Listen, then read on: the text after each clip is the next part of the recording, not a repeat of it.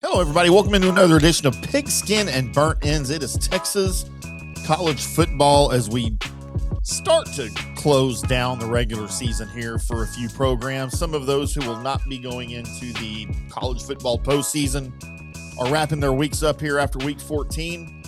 Some of those who will continue on, getting ready for conference championship games or awaiting their final seeds in the college football, in the last college football playoff rankings that will come out on Sunday. And boy, howdy, lots of news in that regard.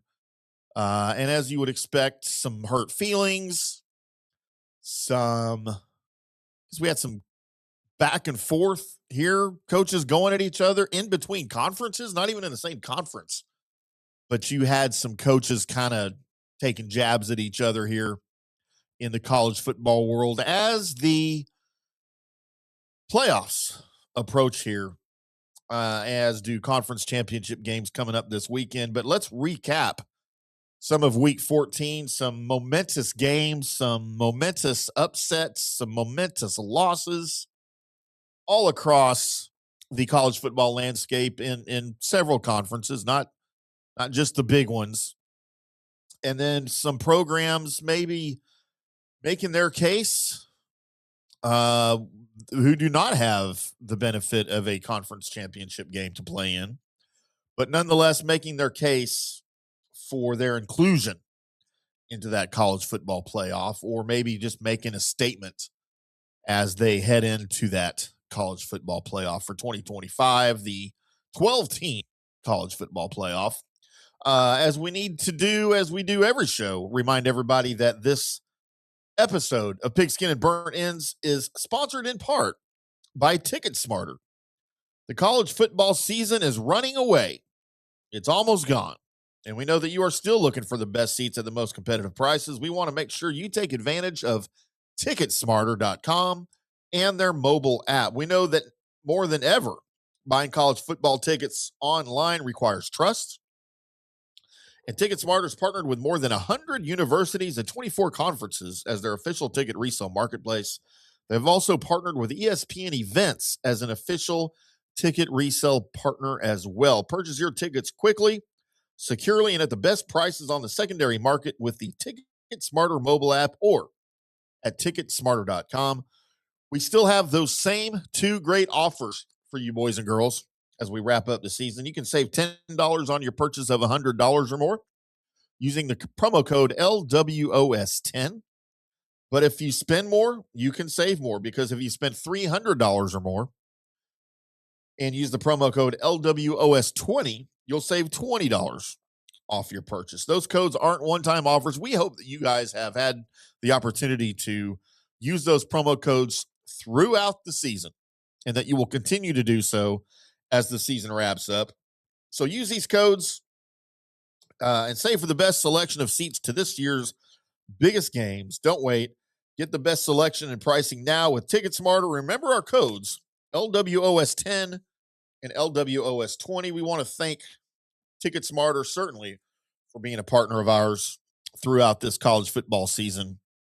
And hopefully we're able to bring you savings heading into next season.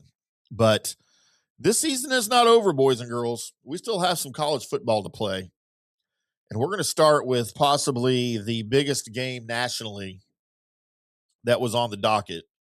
And the biggest game, at least that people are talking about, whether you're an alum or a fan of either one of these schools, it is certainly the topic of conversation around the college football world on Friday night, as the Texas Longhorns host the number 3 at the time, Texas A&M Aggies, who are looking for not just a perfect season, the first perfect season and 12-0 season since 1992, but they're looking to maintain their spot in the top 4 of the college football playoff rankings and therefore a first-round bye. But it was not to be, and this loss/win has initiated college football playoff ranking bracket chaos. At least it's one of the games that did that. And we talked about this game last week, and It's number one, it's a rivalry game. And everybody that listens to this show, listens to any of my shows, uh, certainly knows that I am an Aggie. All right. First and foremost, that is my affiliation. That is my allegiance, which by birth and by definition means that I don't like the Longhorns. And I always cheer against the Longhorns for the most part. I hate the color orange. Hate it with a passion. Somebody tried to sell me an orange car one time, and I wouldn't buy the car simply because it was orange. It reminded me of the stupid Longhorns. But going into this game, you, as an Aggies fan, had to be cautious. Yes, the Aggies were rolling. You had the almost hiccup against South Carolina. You saw some chinks in the armor for the Aggies in that game, and Texas had a blueprint on what to do. And in the first half of this game, it didn't look like the Longhorns were going to have anything for the Aggies. It looked like with a 10-3 lead headed into halftime, the Aggies were going to roll out of there with their perfect season intact, with their college football ranking intact, and things were going to go the way a lot of people thought it would. But it's Aggies, Longhorns, and none of that other stuff matters. And Arch Manning showed to be, in the second half of this game, the guy that we'd seen flashes of during the regular season. Not a lot of, but we'd seen flashes of. We thought he could be this guy.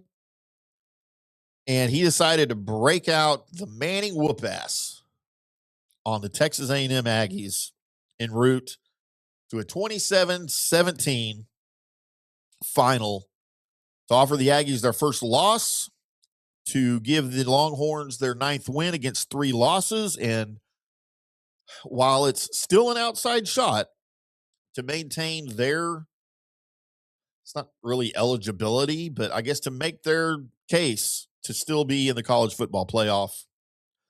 We'll get into that a little bit later as far as what it does for them. The rankings, most recent rankings, the penultimate rankings came out Tuesday night as we record this on Wednesday. The Longhorns are not in it, buddy. But it doesn't matter because that's not the final say. That will come out on Sunday. We'll get into some of that later. Let's give props where props are due, and that is Arch Manning, as he obliterated the Aggies defense, as did the Longhorns rushing attack. Just obliterated what we had known all season as one of the best rushing defenses in the league and in all of college football for the Aggies. But the Longhorns come back and outscore the Aggies 24-7, with Arch Manning having a big part of that in front of over 103,000 at there in Austin at DK Memorial Stadium. And again, it knocked the Aggies out of the SEC Championship game. It now marks, as you saw signs, I've seen signs and memes everywhere, over 5,000 days since the Aggies have won in Austin. All right, well, yeah, that's crazy looking, right, as a number, but they've played twice in that time. Come on. This is kind of silly. But Arch Manning, everything to do with that win. Credit Ryan Wingo. Credit Arch Manning's arm. Credit Arch Manning's legs, especially his legs. As he showed that he is the guy, can be the guy that everybody thought he was coming into the starting role against Ohio State as the season started. And some of those really bad losses, yes, it was on his shoulders partially. But this offensive line got better as the season progressed. Arch Manning got more comfortable as the season progressed. His reads became better.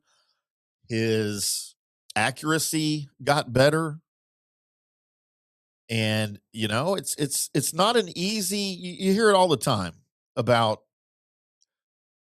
college quarterbacks making the jump to the NFL, especially top picks who are expected to start immediately, and how difficult of a transition that is. I never did it. I can tell by looking that it's a difficult transition. College and football, you hear they're at two different speeds, right? Or college and NFL are at two different speeds. Well, the same as can be said of high school to college. And Arch Manning was that top pick going into the next level. And he just happened to have his baptism in game one of his first start against the best, who has still proven to be the best team in the country, with one of the, well, not one of the, with the most difficult defense to play against. And Arch Manning scored 7 points, and that Longhorns offense scored 7 points against Ohio State. And he did not look good. So, you know what? Just like those NFL quarterbacks, some of them can come on later in the season, figure things out. The team around them improves. It's exactly what's happened with Arch at TU. The team got a little bit better around him. I feel like the coaching staff got a little bit better around him, for him. And I feel like this thing is gelling at the right time. Whether or not that means they get a spot, it's not my decision. And I know a lot of Longhorns fans are posturing for that. Steve Sarkisian is certainly posturing for that. That's his job. You would expect nothing less. But all of you Longhorns fans, I'll say the same thing to you that I'm saying to the Alabama fans, because there's a chance that Alabama doesn't even get in. And Alabama's probably got a better resume than the Longhorns do. Because the Longhorns are all, and Steve Sarkisian is crying because, well, we're being punished because we played Ohio State. See, if we didn't play Ohio State, we played it. No, that has nothing to do with it. You lost to a better team. If you'd have just taken care of business at Florida, you'd be in this thing and we wouldn't be having this conversation. Just like I tell Alabama. Alabama complains about their resume and their difficult schedule. You know what? If you'd have beat Florida State in week one, we wouldn't be having this conversation. You'd be in. There'd be no discussion. All you had to do was beat a really crappy opponent. And you didn't. Longhorns, all you had to do was beat a really crappy opponent. And you couldn't. Is that fair? Probably not, but that's the way this system is set up. The Aggies missed out on the SEC championship game. They're going to miss out on a first-round bye probably in the college football playoff because of one loss in the last game of the year to a borderline college football playoff team. Is that fair? Probably not, but that's the way the system is. It's the way it's set up. Do I like it? I don't know if I have to like it, but that's the way it is. And I don't know any other way to do it. So, yes, it's a terrible loss for the Aggies. And Aggies, that brings in the age-old question here. And, I know this rivalry, while not new, it is certainly new being restored between the Longhorns and the Aggies. That brings in the question, would you rather beat Texas and have those in-state bragging rights and miss out on the college football playoffs, or lose to Texas and make the playoffs? That question sounds silly to some people. To others, it's an obvious answer. Beat Texas. Before the college football playoff came into existence, before the BCS, I think you just wanted to beat your rival. And that's fair. Since all of this has changed, I don't know that that's the case anymore.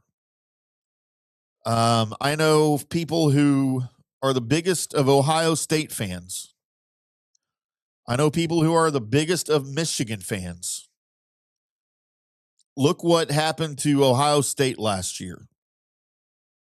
You have an unblemished record. You go into Michigan.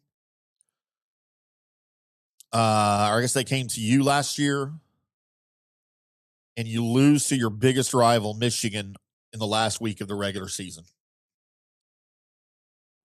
But then you go on to win the national championship. The Aggies are in the same spot right now.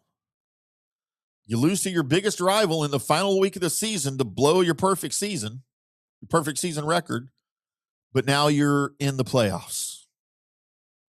And your rival's probably not. So what would you rather have, Aggies fans? Beat Texas, miss out on the postseason, or lose to Texas, make the postseason, and have an opportunity? Now, if the Aggies, the way the bracket is right now, and we'll get into bracket talk later, they would host Notre Dame in the first round. You go in and you lose to Notre Dame in the first round, what's the better bragging rights? That you made it to the postseason and was one and done, or that you beat Texas? And as an Aggies fan, I don't know the answer to that because I haven't felt the first part of that yet. But that's where we are. Big game, Aggies and Longhorns. Big game. Didn't come out the way I wanted. But you know what, Longhorns fans, full credit and kudos to you boys and girls for what you were able to do. And, you know, we'll say the same thing that we said for 100 years before A&M bolted for the SEC and little brother Longhorns had to come follow us 13 years later. We'll see you next year in our house. And by the way, I'm so glad that this is a home and home series and they don't play at a neutral site like the Sooners and Horns do. I think that's one of the greatest things about this rivalry is that it's home and home. Wouldn't have it any other way. So anyway, I know many of you were anxious to hear my thoughts on all of that. Well, there you go. Now let's move on to one of those Texas teams that made a statement before they head to the college football playoff. And as it stands right now, would be one of those top 4 teams with a first round bye. And that, of course, is your Texas Tech Red Raiders. As they roll into West Virginia, a team reeling right now. They roll into West Virginia and put up a 49 burger. Wasn't quite a 50 burger. They put up a 49 burger, and the defense gets the shutout. And that is a statement win of statement wins as you now head into the Big 12 title game against BYU, a team that you have already obliterated in the regular season. I believe 26-7 was the final in that one. And you got to be feeling good about yourself. You know, the blanking of West Virginia doesn't sound quite impressive, but when you combine it with what they've done this season, the Red Raiders and the way their offense has performed this season, it's impressive. And the Red Raiders have made their case. They have submitted their resume, and it is an impressive resume. Let's talk about the game a little bit. As Baron Morton throws for 310 yards, 3 touchdowns. Linebacker and Heisman contender Jacob Rodriguez scored his 2nd offensive touchdown in as many games. As in the final tune-up before the Big 12 title game, the Red Raiders roll. They'd already clinched a spot in the title game against BYU by virtue of Arizona State losing to Arizona on Friday night. But they still had motivation, and I love this. I love that they showed up really with nothing to play for other than, I mean, you don't want to lose.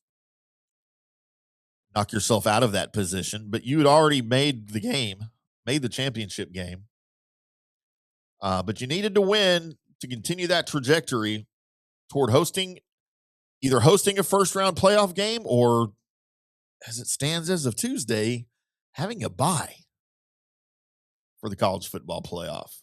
They were dominant from the start, scored touchdowns on 4 of their first 5 drives. And, you know, although Jacob Rodriguez did not strike that Heisman pose like he did, 2 weeks ago. It was an impressive performance by Rodriguez, by the defense, and by the entire Red Raiders team. Baron Morton, you'd love to see what his numbers would have been without the injuries he's had to deal with the last couple of years. He gets really, really comfortable and he gets in these grooves, and it looks like he can do anything with the ball. He's almost got that gunslinger mentality that you think of with Baker Mayfield, with Brett Favre, those type of guys, but without not that he doesn't make mistakes, but without the glaring, the egregious errors for the most part. And I would just love to see what he could do playing a full schedule. And even in college, a full schedule is sort of relative because you get into these 49-0 games and you get taken out of the game. So you're not even really playing, the full 4 quarters, but still you'd like to see what Baron Morton could do with a full slate of games. Once again, all of the Red Raiders wins this season have come by at least 20 points. Texas Tech has scored at least 42 points in 8 games. So yeah, it's more of what you expected to see from the Red Raiders. Now there was a very touching moment, as before the game, a moment of silence was held for 2 West Virginia National Guard members who were shot in Washington, D.C. Specialist Sarah Beckstrom, age 20, died after the Wednesday shooting. Staff Sergeant Andrew Wolf, age 24, remains in critical condition, and they held at the stadium and many, many other places a moment of silence for that senseless act and for those 2 heroes, one of whom we've already lost, while the other one fights for his life. Injury news in this game. The national sack leader, David Bailey, did not play in the second half. He not a specific injury. He was banged up a little bit going into the game, and I think Joey McGuire just kind of wanted to hold him out as a precaution to make sure he's ready to play against BYU. Nothing wrong with that. I kind of like that, actually. Now, this is the first time that the Red Raiders will advance to a conference championship game in school history. It's their 30th season in the Big 12, and they have never won a Big 12 title. And it certainly appears like the stars are aligned for that to happen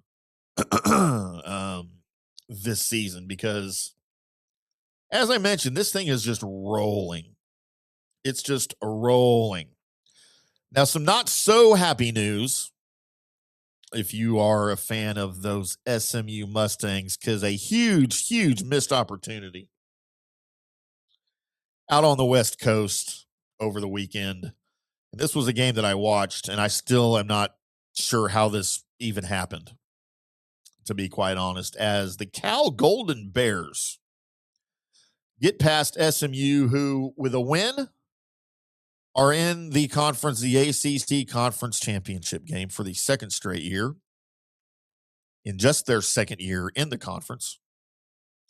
But you can't get things done as you allow 21 points in the second half, but you were already down. SMU scored 28 points in the second half, but it did not help when you were down 17-7 at halftime. The defense could not get it done, and allows a 14-point fourth quarter against a 21-point fourth quarter after the 2 teams scored a touchdown apiece in the third. And you squander a chance at clinching a berth in that ACC title game with a 38-35 loss. Kendrick Raphael ran it in from 2 yards out with 43 seconds left to put the game away. and spoil SMU's ACC Championship game host chances. After SMU had clawed its way back into the game, down early, and even took the lead with 2:22 left on a TJ Harden touchdown from a yard out. Cal responded quickly, though, as they marched 75 yards in 7 plays, capped by Raphael's 12th rushing touchdown of the season. SMU had a chance to tie the game with 8 seconds left. Sam Keltner's 52-yard field goal sailed wide right. And at no point, as they were lining up for a 52-yard field goal, did I think that thing was going in? It just was not to be. It was not SMU's night, and it sucks that it's the game that you needed to put you back in the title game. But, and by the way, an opportunity potentially with you still had 3 losses. It would have been a long shot for the college football playoff, but those things can happen. They usually don't, but you'd like to think they can. Still an 8-4 season, not what you wanted from the Mustangs. Excuse me, I'm getting all choked up talking about the Mustangs. Rhett Lashley even said after the game they fully expected to win. And I know that's coach speak, and you say that after every game, even the losses, but I feel like this one kind of caught the team and the coaching staff off guard. I don't know who to blame for that, other than it's a long season. You have games like this. The Mustangs have certainly had games like this season already that they should have won. But when you bury yourself a hole, you can't always dig out of it. So yeah, tremendous credit to those boys out in Cal, those Golden Bears, and what they were able to do to the Mustangs. Big disappointment from the Mustang side. Kevin Jennings, 24 of 36 for 250 yards, 2 touchdowns, 1 really bad interception. Chris Johnson Jr., 128 yards on 10 carries with a touchdown. The stats looked nice, but when it came down to crunch time, the defense could not get a stop when they needed it. So the Mustangs will turn their attention toward next year and see if Rhett Lashley gets any looks from some of these potential college football job openings. I think he's pretty happy where he is, but as we always say, money talks. That's what that's all about. Had a couple of Texas schools pitted against each other, really in a game of, bragging rights, I guess. As you had the Houston Cougars traveling to Waco to take on the Bears in a Big 12 matchup. Houston walks out victorious 31-24. The Houston Cougars go to 9-3, 6-3 in the Big 12. The Bears, just not long after announcing that Dave Aranda will be back in 2026, fall to 5-7, 3-6 in the Big 12. As Connor Wigman accounts for 3 total touchdowns, with the Cougars wrapping up a 9-win regular season. Dean Connor scored on a 1-yard run with just 1:57 left. Connor Wigman did his thing, passed for 201 yards. He rushed for another 121 yards. And the bowl-bound Cougars got the game-winning drive after Baylor had erased a 15-point deficit after a scary injury, by the way, to Caden Knighton late in the third quarter. Thinking the good thoughts for Caden. Baylor had another chance to tie the game. Sawyer Robertson was under heavy pressure on a 4th down incompletion from the Houston 13 with 43 seconds left. This one came down to the wire. In a game the Cougars really should have put away. Nothing against the Bears, but the Cougars are supposed to be on another level than where the Bears are this season. But just like in other games this season, the Cougars almost found a way to lose when you shouldn't have.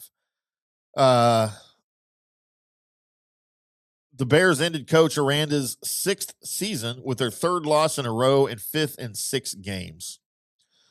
Not the kind of season you wanted, but they are putting all of their eggs in Aranda's basket for 2026, as they had announced a couple of weeks ago that he is coming back and will be here, much to the dismay, by the way, of many Baylor Bears alum and fans that I have heard from since that announcement.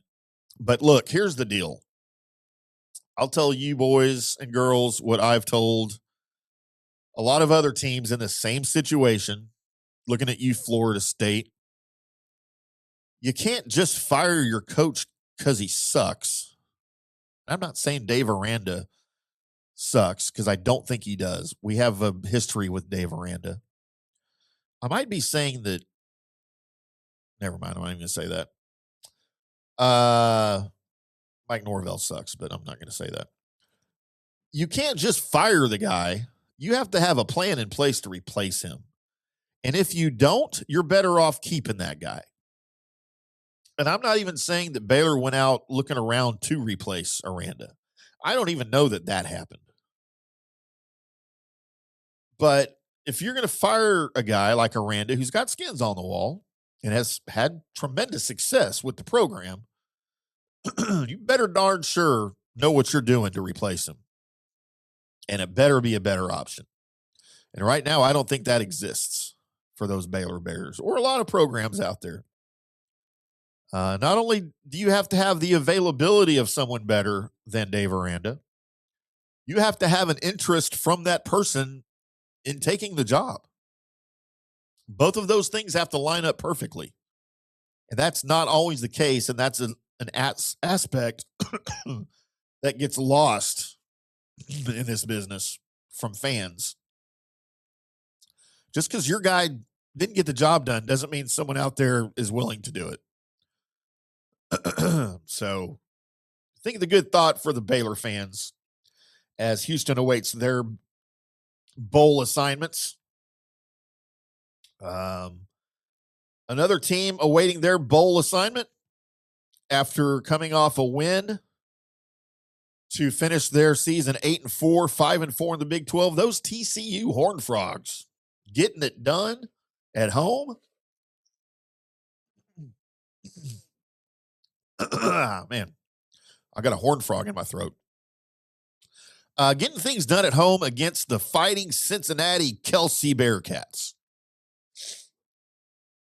45-23. Cincinnati really just never in this one. They led big at the half, 31-17.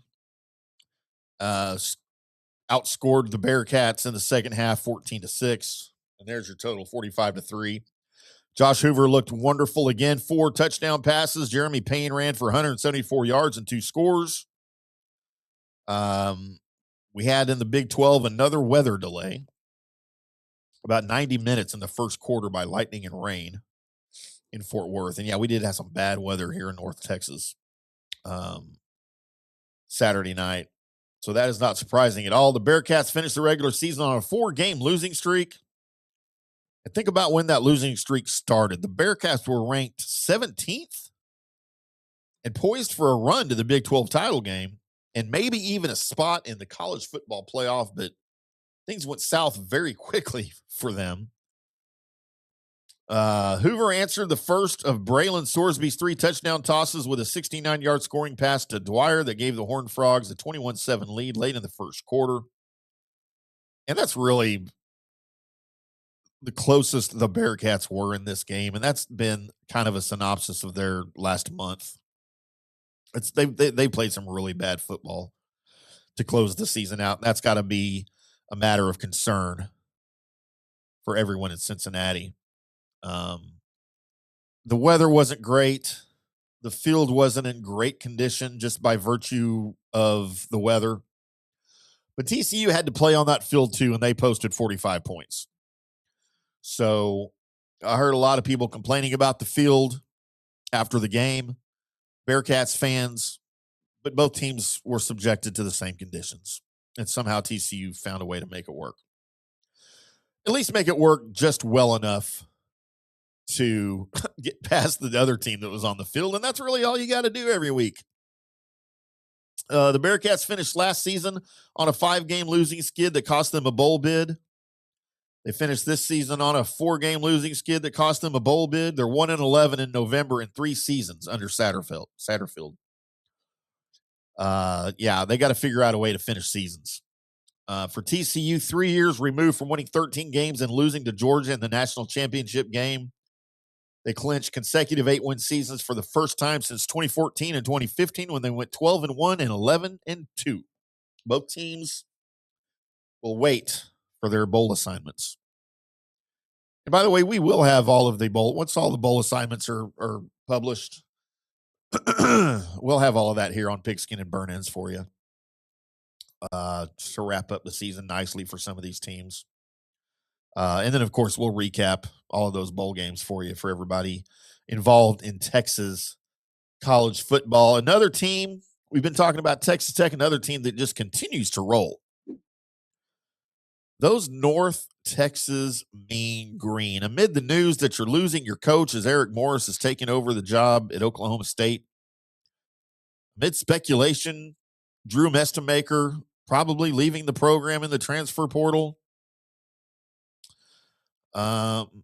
You've got Coach Morris still committed to this program through the playoffs. And this program is riding absolutely high in the American Conference. And in Denton, as the lowly Temple Owls came to town, Drew Mestemaker throws for 366 yards and 3 touchdowns, including a 77-yarder to Cameron Dorner. As the Mean Green wrap up a spot in the American Conference Championship game with a 52-25 victory against Temple on Friday. The Mean Green rolled in their first game since announcing that Morris had accepted the job at Oklahoma State, meaning North Texas will play either Tulane or Navy for the conference title championship. We now know that that's going to be Tulane, and then a possible college football playoff berth. So the winner of North Texas and Tulane, I think, will get into the college football playoff. I also feel that that's going to be North Texas. I'm not going to give you an expert analysis. I don't know that I have that in my skull right now. I don't know that Tulane can keep up with the scoring of North Texas. We'll leave it at that. And what could be the last hurrah for Eric Morris and for Drew Mestemaker, who may be wearing black and orange in Stillwater next year, along with Coach Morris. But we don't know. Just speculation, irresponsible speculation on my part. Tulane will host the championship game on Friday after they beat Charlotte on Saturday night. Tulane, number 24 in the college football playoff rankings. North Texas was unranked at this point. Not a lot of excitement in this game. UNT was up, 35-7 at the half. Temple put on a little show in the second half, scoring 18 points, but the Mean Green also did not take their foot off the offensive gas, and they scored 17.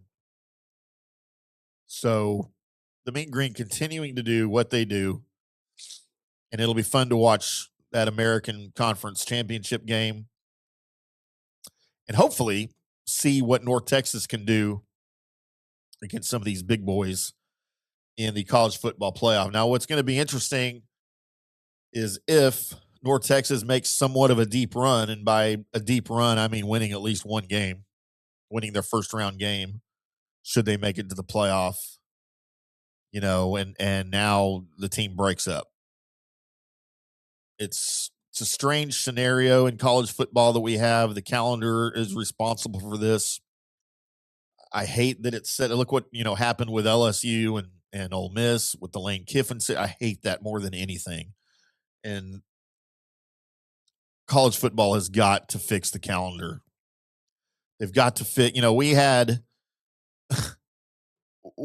on Wednesday National Early Signing Day. And the programs aren't even done with the season yet. You've got staffs that are focused on winning games heading into the playoff in some cases.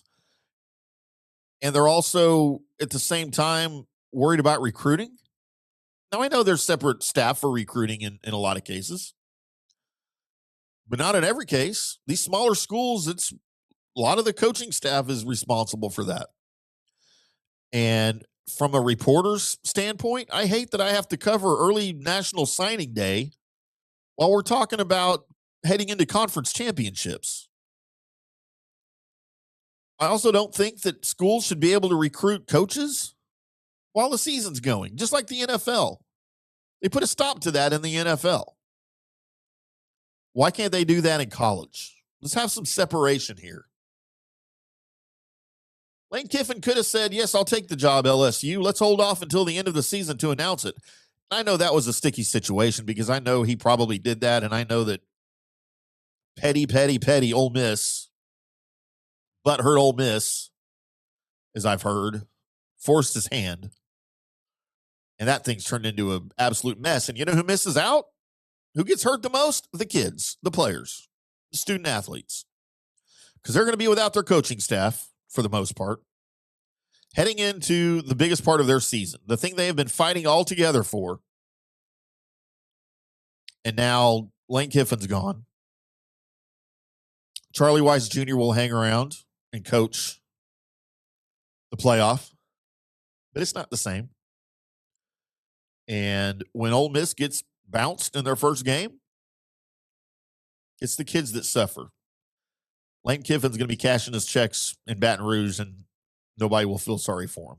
I'll feel sorry for those kids because you'll never know what could have been had the team stuck together. You will never know. Let's get into some of the coaching carousel firings, hirings. As you had, as we're talking about Tulane, they're going through a coaching change. John Summerall is out. He is moving on to Gainesville to coach the Gators. Summerall, 19-7 in 2 seasons. He went in 4 seasons as a head coach, 42-11. 2 in the Sun Belt at Troy and 2 in the American at Tulane. He's reached the conference title game in all 4 seasons. And I believe the Gators, it's a good fit. The Gators, after losing out on Lane Kiffin sweepstakes, might be getting just as good a coach. Maybe not the name, but coaching-wise, I think they're doing well. Also in the American, of course, Alex Golesh out. 23-15 in 3 seasons. He put South Florida there and Tampa back on the map. That program is building something special there, but Alex Golesh will not be a part of it as he was hired by Auburn back on November 30th. As a not Auburn fan and as an Alex Golesh fan, that hurts me a little bit. But that's what sports is. Golesh led the Bulls to a 9-3 record this season, their best record since 2017. You North Texas fans, of course, will remember what the Bulls did in the only North Texas loss of the season there in Denton. Really the second half. But he is out of the American. Of course, Justin Wilcox fired at Cal. They're looking for a new head coach. They just beat SMU. North Texas, we just talked about that. We did not talk about Neil Brown taking Eric Morris's place. Neil Brown, most recently a head coach at West Virginia, was serving on the Texas Longhorns staff with Sark this season. So we will see what Eric Morris can do, or I'm sorry, what Neil Brown can do in Denton. If he can carry that on, is he going to have to find a quarterback? Can he talk Mestamaker into staying? I think everybody wants Mestamaker to stay, but given an opportunity to play in the Big 12, what do you do if you're Drew Mestamaker? Exactly. And then, of course, replacing Lane Kiffin, Pete Golding is your guy. He was promoted from defensive coordinator. He will stay. He is not interim. He is there. There's just in and around some of the, I know that we mentioned James Franklin, formerly of Penn State, taking over Virginia Tech. Just some of the bigger names that have moved around this year. As far as the college football playoff bracket goes, boys and girls, the penultimate rankings were released on Tuesday evening. And I guess surprising, let's just go over some of the conferences and their representatives. So, again, this is not the final rankings. That will come out on Sunday after the championship games, which won't affect a lot of the players. By players, I mean the teams in this thing. But there will be some shifting, but some surprises if the rankings that were released on Tuesday night were the final rankings. Here are your teams that would be in out of the SEC: Alabama, Georgia, Oklahoma, Ole Miss, and Texas. And right now, the Crimson Tide are the last SEC at-large team in the field. And they, of course, face Georgia in the SEC Championship game this weekend. If Alabama loses and finishes as a 3-loss runner-up, the committee will have to make another difficult decision here. The Tide would have defeated Georgia during the regular season, but then lost in the championship game. They're ahead of Notre Dame. So, yeah, what at that point, what does the committee do there? Still in the mix, though, are the Longhorns. They're not necessarily out of it yet. They need a lot of things to happen. They moved up to number 13 in the most recent rankings on Tuesday. But that does not necessarily, as I mentioned, mean that they're completely out of it. We'll find out on Sunday. In the Big Ten, Indiana, Ohio State, Oregon, all in, of course. And I think that's about it out of the Big Ten. Those three teams will be all that you get. In the Big 12, Texas Tech would be in. BYU still in the mix, but I think BYU, well, I don't think. I know BYU is going to have to win the Big 12 title game over Texas Tech to make it in. And even in that situation, I think Texas Tech still gets in as well. And you have two Big 12 teams. Texas Tech beats BYU. BYU is out. Texas Tech is still in with a first-round bye, by the way. In the ACC right now, the Duke Blue Devils and the Virginia Cavaliers would be your two ACC teams in. Still in the mix with things to happen, Miami. Independent, of course, Notre Dame is in the group of 5. Right now, you would get Tulane in. And if they win the American, they're in that American championship game over North Texas. But again, I think that's going to go the way of North Texas. James Madison, still an outside shot to get in. They're 11-1. So there's the way everything wraps up right now. It's in a nice little package for us. Go check that out at fanstreamsports.com, by the way, if you're interested in finding out how the brackets break down. We've got all of that for you over there. But still a chance for some movement. It is the final weekend for before the college football playoff here with the college football conference championships. We will continue the show, of course, as long as our players and our teams are involved in some capacity. Hopefully it's a long run through January. And then we'll just be coming on occasionally to talk about breaking news, some coaching moves, some recruiting news. We'll do a couple of recruiting episodes as well throughout the season to keep everybody up to date. Make sure you reach out to me on all of the social media. I am at IndyCarTim on the X. You can find me on Facebook, IndyCarTim, on Instagram, on Facebook. Just go find me and let's talk about some college football, what went right this season in your mind, what went wrong in this season in your mind, whoever your team is, who's getting the biggest shaft, you think, in college football playoff. Will it be Alabama? Is it the Longhorns? I mean, there's a lot of possibilities there. But let's talk about it, eh? Let's talk about American college football, eh? It's really good, eh? I have no idea why a Canadian Tim just showed up, but he did.